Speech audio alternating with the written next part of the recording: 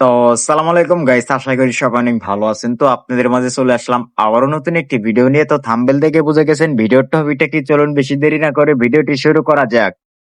So বন্ধুরা, ইতিমধ্যে আপনারা বুঝে গেছেন ভিডিওর টপিকটা কি। তো গরমে পাখির কিভাবে যত্ন নিতে হয়, গরমে পাখির বেশি বেশি কি খাবার দিতে হয়, গরমে পাখি কি খেলে পাখি সুস্থ থাকে, তো এভরিথিং সকল কিছু জানতে ভিডিওটি না টেনে ফুল ভিডিও দেখবেন, তো জানতে পারবেন গরমে পাখির যত্ন, গরমে পাখিকে কি কি খাবার দিতে হয়। তো বেশি কথা না বাড়িয়ে মেন কথায় চলে যাই। তো এভরিথিং সকল প্রকারের পাখির কন্টেন্ট জানতে অবশ্যই চ্যানেলটি সাবস্ক্রাইব করে রাখবেন। তো প্রতিনিয়ত এর থেকে ভালো ভালো কন্টেন্ট আপনাদের মাঝে দেওয়ার চেষ্টা করব, এবং কি প্রতিনিয়ত আমি ভিডিও আপনাদের মাঝে দিয়ে থাকবো। তো আপনারা অবশ্যই আমার চ্যানেলটি সাবস্ক্রাইব করে রাখবেন। আর যারা আমার ভিডিও কন্টিনিউ দেখেন তাদের অসংখ্য ধন্যবাদ, আর যারা আমার ইতিমধ্যে ভিডিও দেখতেছেন তাদেরকেও অসংখ্য অসংখ্য ধন্যবাদ। তো চলুন চলে যাই আমরা আজকে গরমে পাখি কিভাবে রাখবো, তো খাবার কি কি দিব। তো গরমে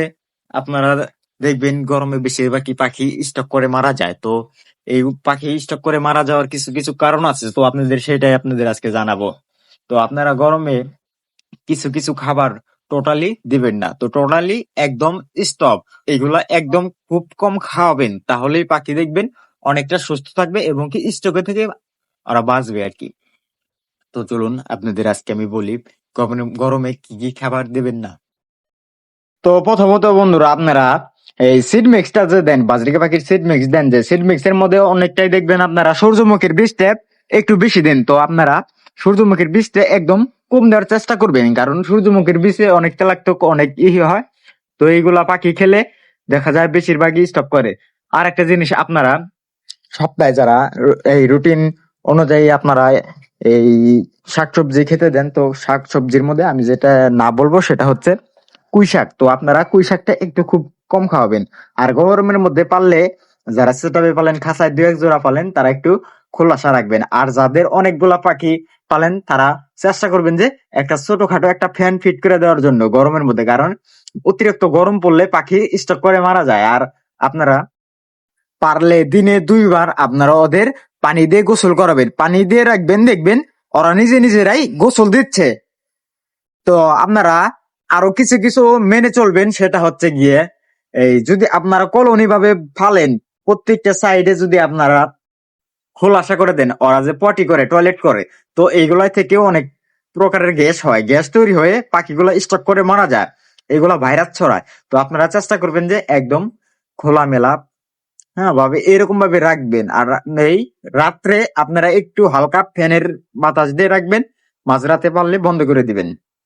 আর দিনে সবসময় ফ্যান দিয়ে রাখার চেষ্টা করবেন হালকা পাওয়ার দিয়ে, দেখবেন পাখি একদমই সুস্থ থাকবে। আর আপনারা চেষ্টা করবেন যে 3 বেলা তুলসী পাতা খাবার, এগুলা তুলসী পাতা দিয়ে রাখবেন।